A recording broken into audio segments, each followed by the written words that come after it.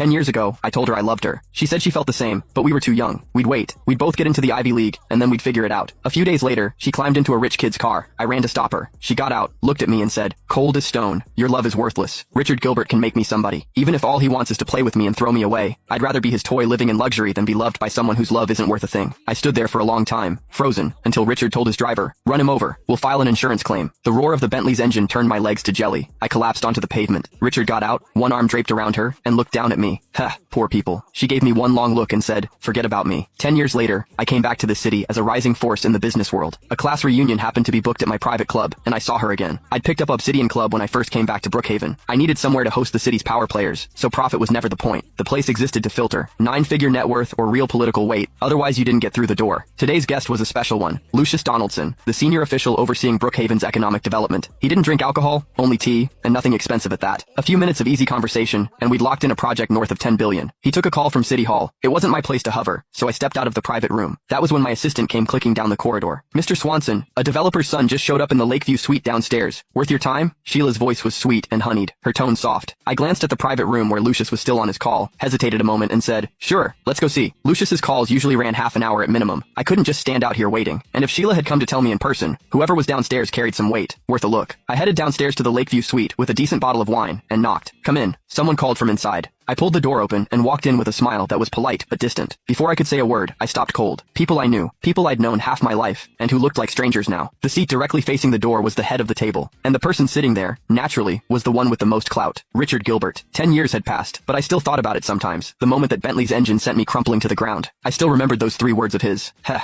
poor people. And then I saw her. Bridget Pruitt. The girl who once told me my love was worthless, was sitting right beside Richard now, a porcelain pretty little girl cradled in her arms. Later I left the capital, assuming she was still there building her career. I never expected her to have come back to Brookhaven too. "Mommy, Daisy wants shrimp." The porcelain pretty little girl spoke up suddenly. "And, she was married? Had she married Richard?" Richard said, "Come here, Daisy. Daddy'll get you some." He glanced at me first when he said it, a deliberate little provocation, then turned his gaze to Bridget and kept it there. "Old classmate, it's been what, 10 years? I heard you got into an Ivy League school back in the day. How'd you end up a waiter after all these years?" Richard set a piece of shrimp on the little girl's plate. When he looked back at me, his face was pure mockery. "Almost 30, and still waiting tables. You're supposed to be a man, Tony. Aren't you embarrassed? At least work your way up to shift lead." The table erupted in laughter the second he finished. Same as 10 years ago, everyone at this table had the same reflex. Kiss Richard Gilbert's ass on cue. The logic was simple. Whoever Richard went after, they went after too. Show loyalty, earn favor. Back in school, that favor might have been a pack of cigarettes tossed their way. Now, maybe a decent job. People did what they had to do to get by. Nothing shameful about that. I could understand it. I smiled and set the bottle down, looking at Richard. "I'm just here to drop off a bottle. Enjoy your evening." I turned to leave. As for Bridget, I didn't look at her. There was no point. She was married with a child. What was there to dwell on? Nothing to hold on to. "Hey Tony, Richard didn't say you could go."